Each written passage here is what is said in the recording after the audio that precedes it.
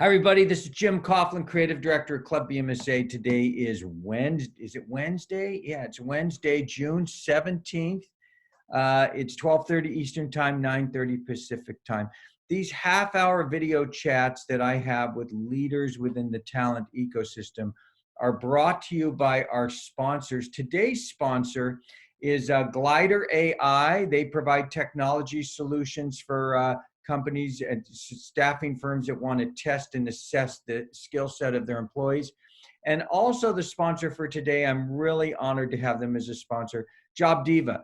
And JobDiva is proud to recently be named the top-rated applicant tracking product by Trust Radius.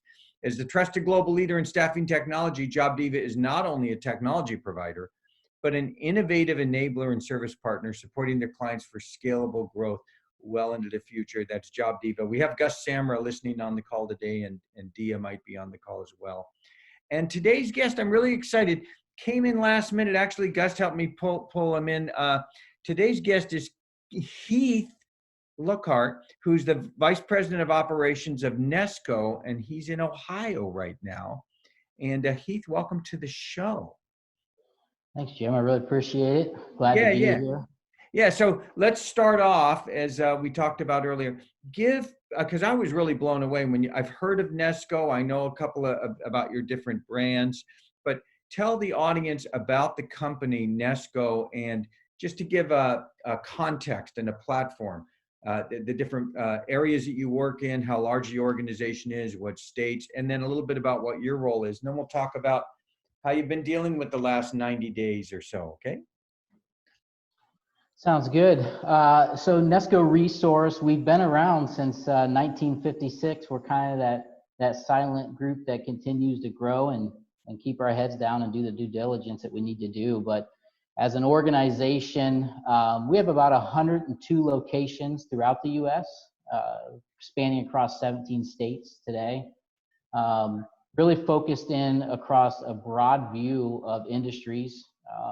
And we have really two main segments of our business and then some subsidiary groups. So we have a professional brand that really focuses in that engineering, IT, professional accounting space.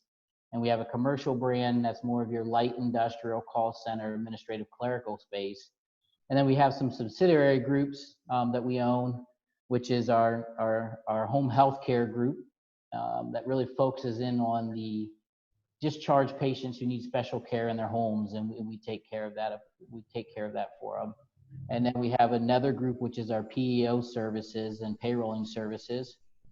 And then we have another group under us called Lehigh Technical that's based out of Long Island, New York, that focuses on project space, working with customers, doing break-fix project business, and staffing in some of the higher level engineering and IT as well.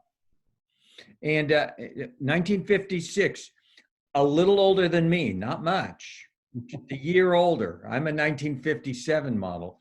102 locations, 17 states, the professional services brand, the commercial brand, the home health care, payroll, PEO, and Lehigh Technical. How many total employees through the organization? Not counting contingent, I mean direct employees. Yeah, about 620. Wow. And I think you talked a bit about the size, just to give people context. You're around $500 million in business. Yes. Yep. Yeah. Privately held, so we won't give you an exact figure, but yeah, we're in that range. Yep. We're pretty big.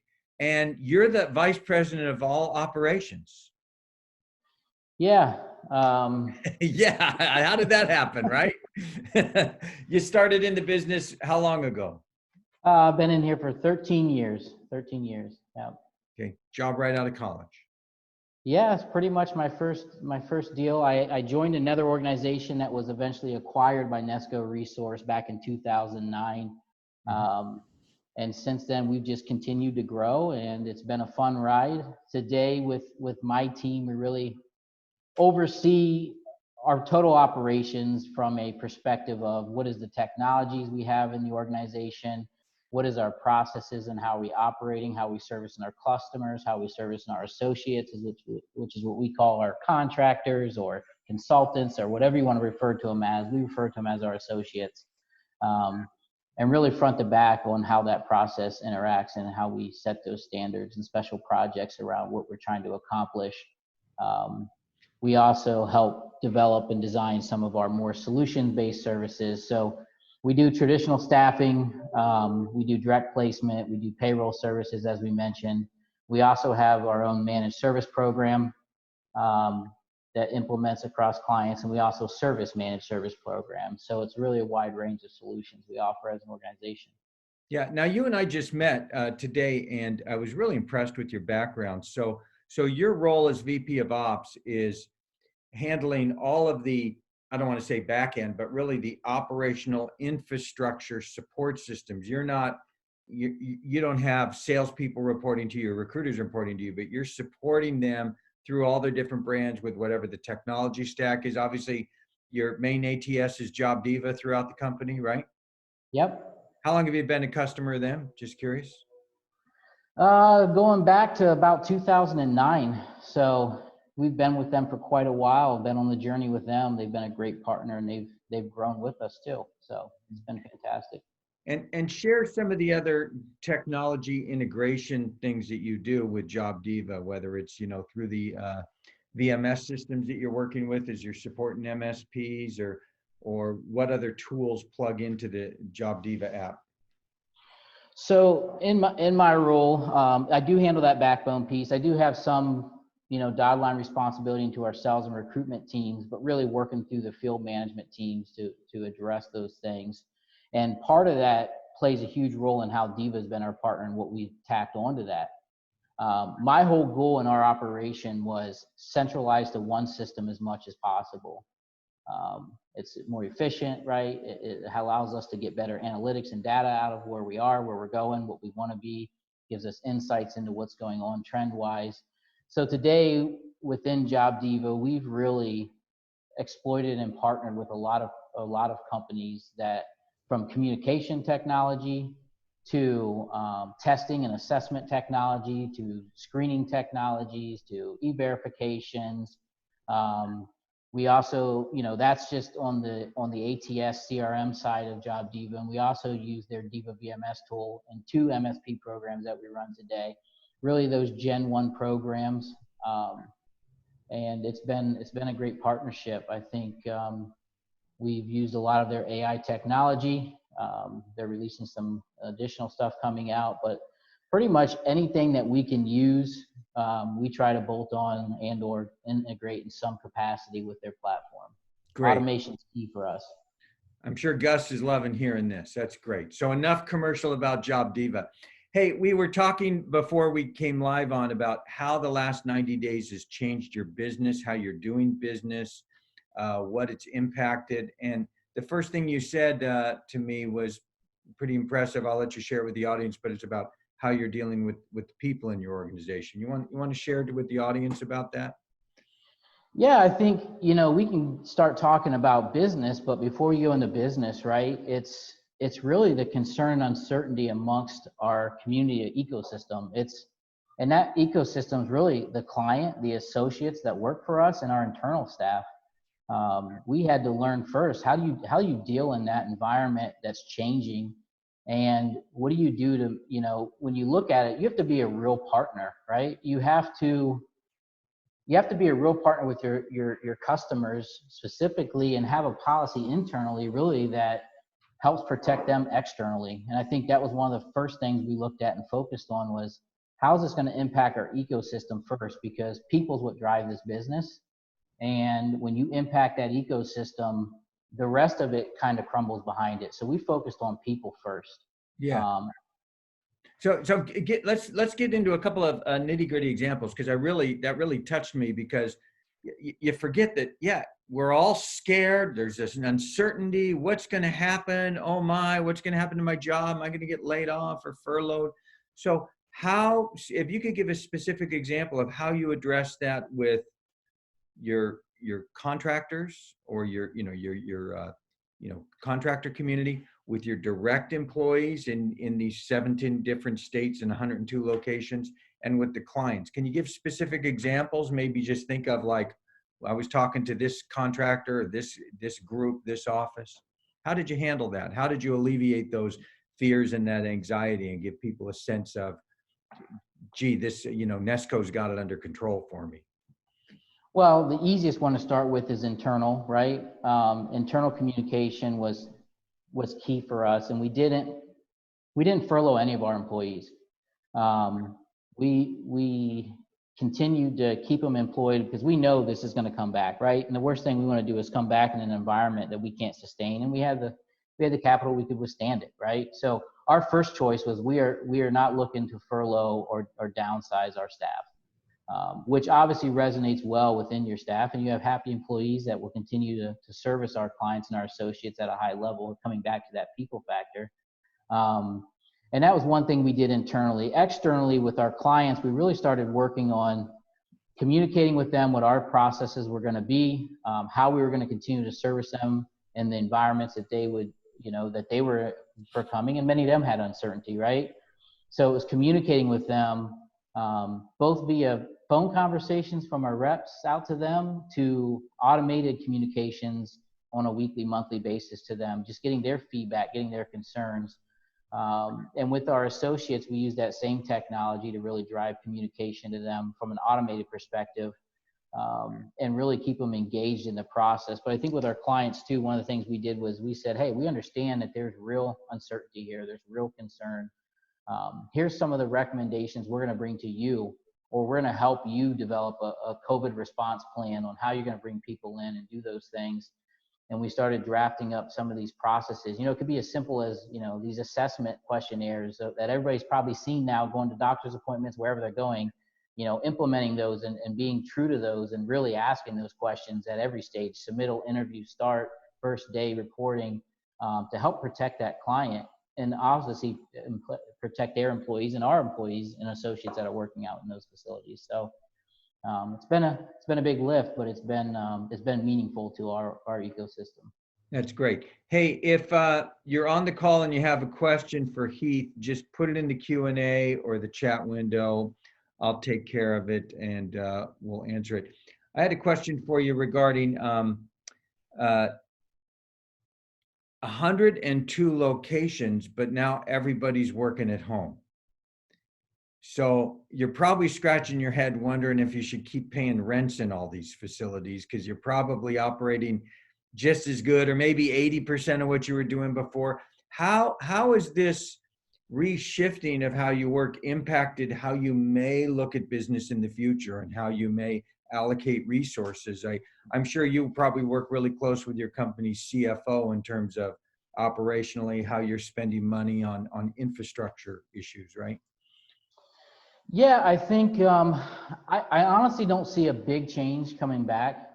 We are a company that, I will say we did it in two different ways. One was luckily we were preparing for the last few years. We were making this digital transformation. We were making this work transition to really being able to work in a remote way, having the technology that's going to support that, having the training. I think that's a piece that a lot of people miss, is how it's one thing to see somebody face to face. You have to train a whole nother way to be able to virtually recruit somebody. So we had the training mechanism in place that allowed our people to when we did go remote, really adjust well. And then the supporting technologies that are all tied together using voice over IP or whatever technology you're using that allows us to go remote and not be in a branch, but still have the experience to our associates and our clients if we're sitting right in the branch. That was first and foremost one of the things we did, and we were prepared. So thankfully we were prepared, so it made it a little easy for that adjustment, right? But I think coming back from this, yes, there's going to be some changes, but I think at our core, we truly believe that the best service is when we can collaborate and work as a team, as a unit, in a location together, to continue to service. So our intent is to fully come back in the same corridor and manner. Now, we have come back. Most of our branches were probably north of 90% are back in office with protections and procedures put in place. Interesting. That social distancing aspect has been key for us, and making sure that we have the protocols and very documented, regimented processes to keep our employees safe, because that's obviously a high concern of ours. But we're really back. We're ready to continue down the path. That's great. Hey, one thing I didn't ask is, are all of your employees and all of your delivery personnel US based? Are there any offshore, any, RPO India type work that you guys do?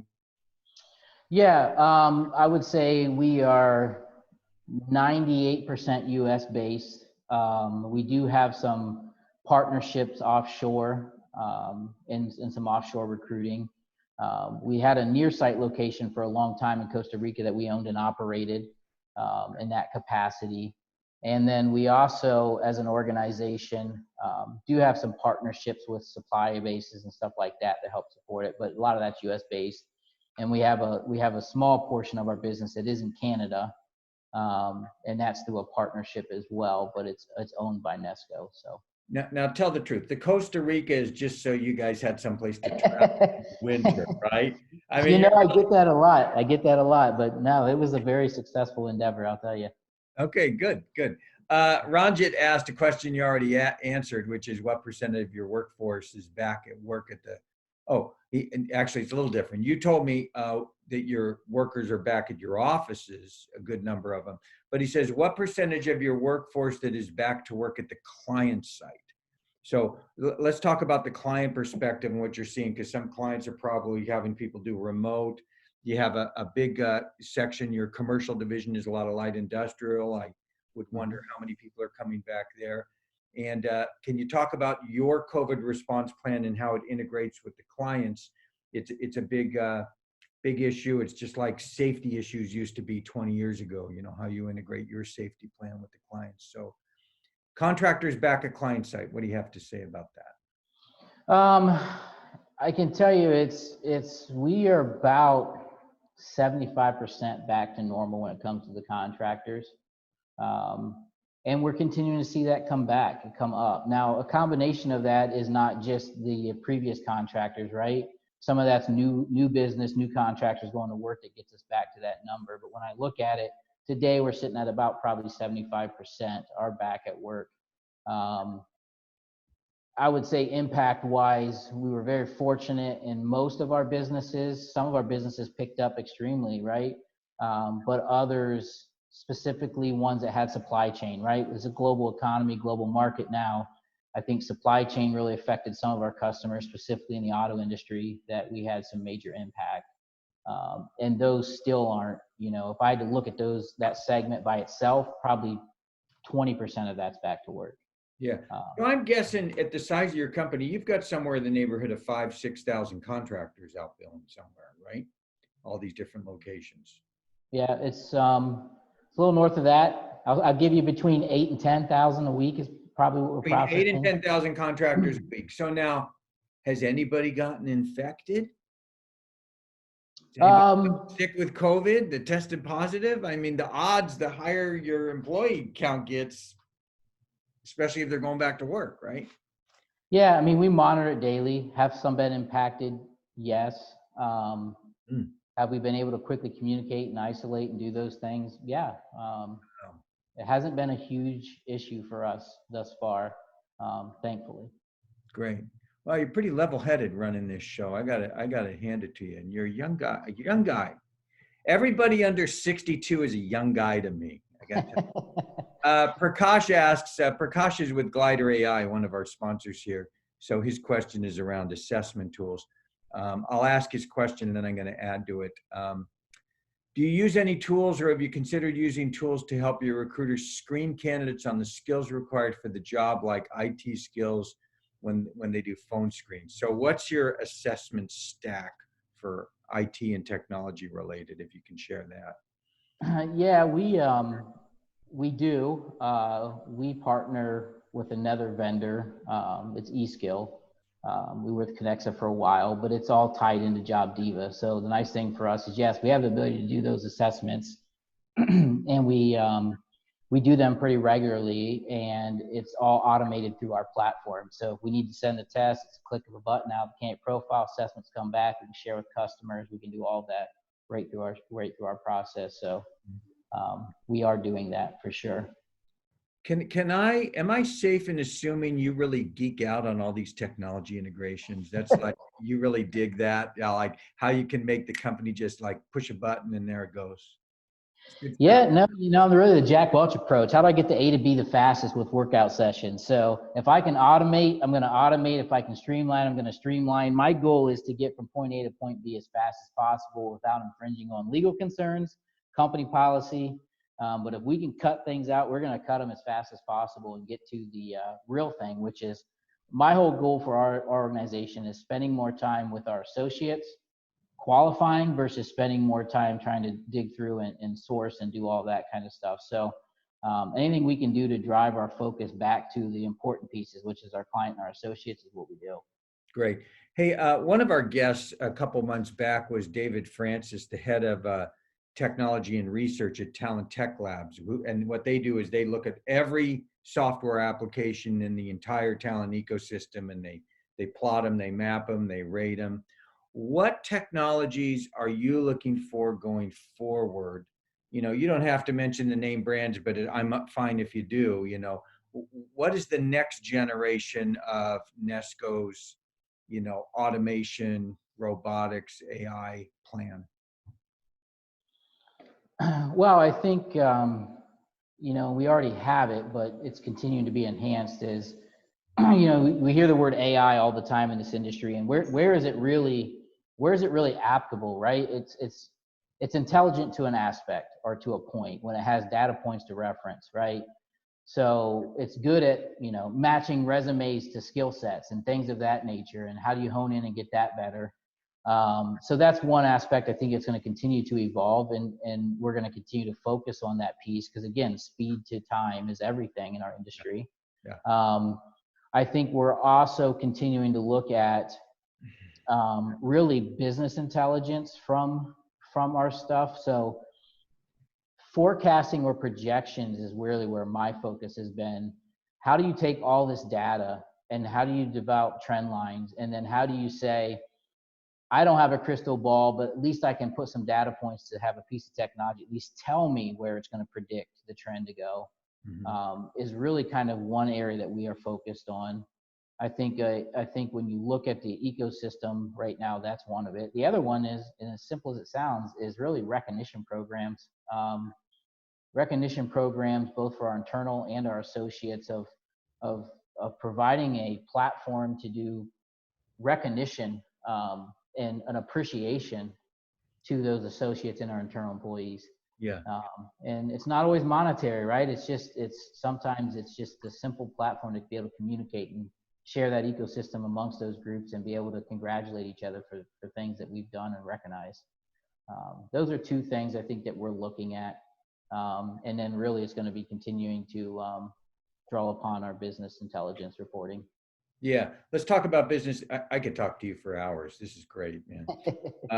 You've got a bunch of different verticals you're running. You know, professional, the IT brand, the commercial, light industrial, call center admin. You got Lehigh Technical. You got PEO, payroll. You're starting to launch an MSP. Where are the rising markets? Where are the declining markets right now? Where do you see the biggest upside is?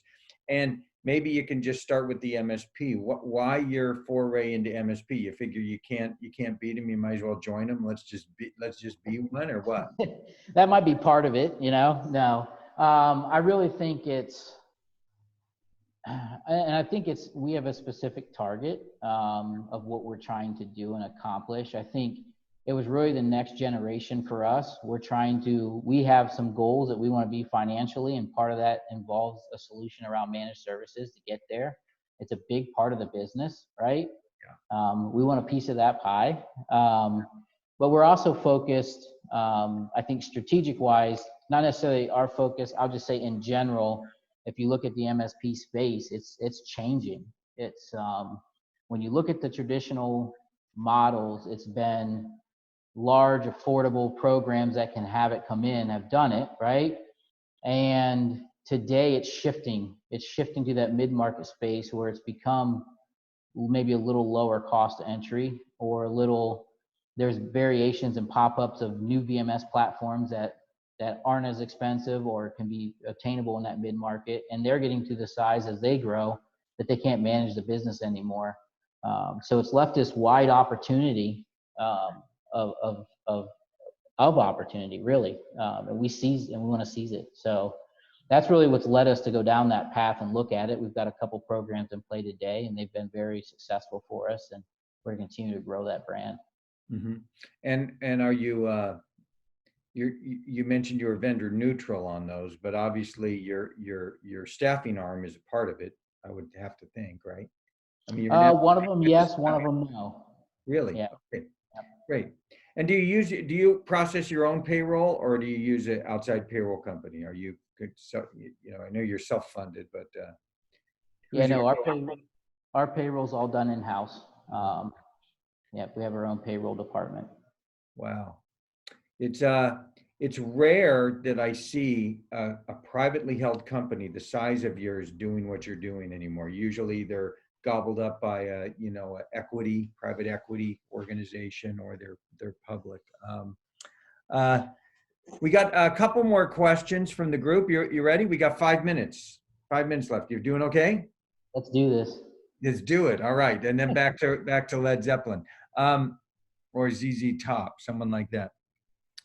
What's the next year look like once we come out of COVID? What have you learned that you're going to take forward with this?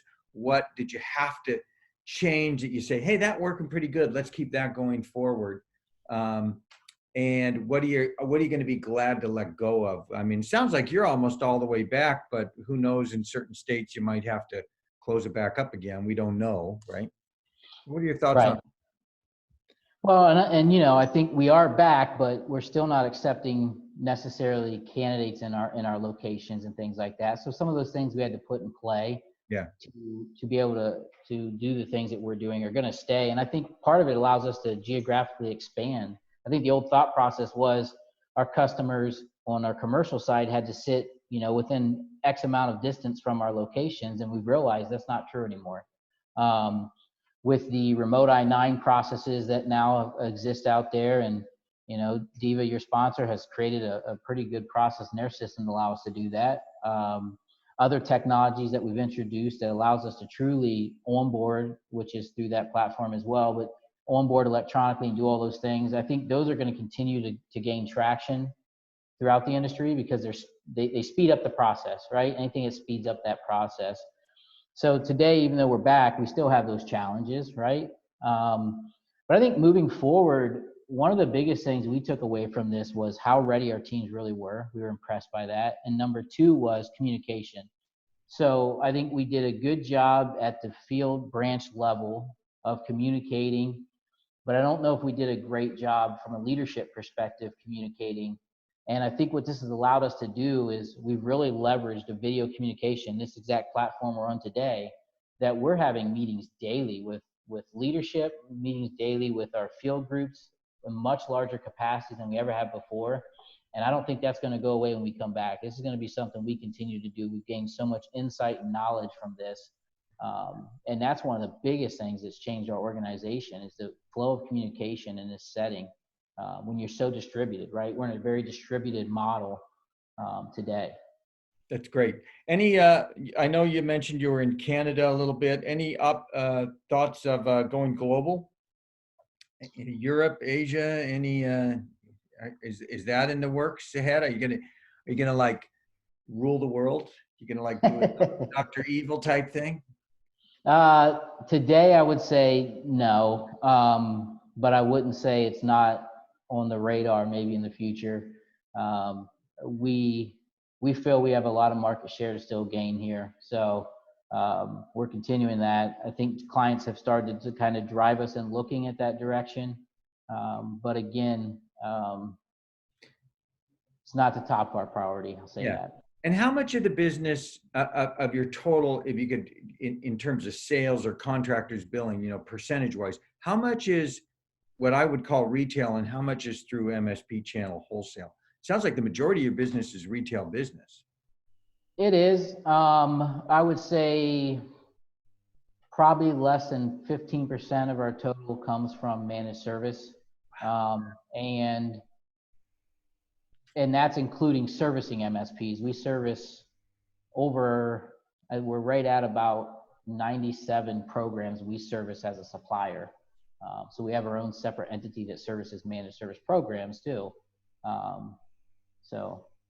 Are you feeling the squeeze with certain clients that you've had retail business with, that they're starting to say, we're looking at bringing an MSP in, and then of course you say, oh, we happen to have an MSP that we can talk to. Are you seeing that more? Are you seeing clients that are, because I would imagine once a client billing gets to a certain size, right, then that client gets their procurement and they get in and start looking at that, right? Right. No, we are. I mean, we see it. I wouldn't say it's any higher than it's necessarily ever been. I would say it's still there for sure. And like I said, the surprising thing to me has been the shift to these mid-market customers that are really looking in that space now, based on, I think, the realization that they can have it too. We're out of time. I can't believe it. It's 10 o'clock. It's 1 o'clock Eastern time. On behalf of our sponsors, Glider AI and JobDiva, and all the Club VMSA members that support this, I want to thank Heath from Nesco for being on the call. You come back with us sometime? Sure thing. It was a pleasure. All right. We're going to end with ZZ Top, okay? Here we go. We'll see you guys later, man. Thanks. Thank you.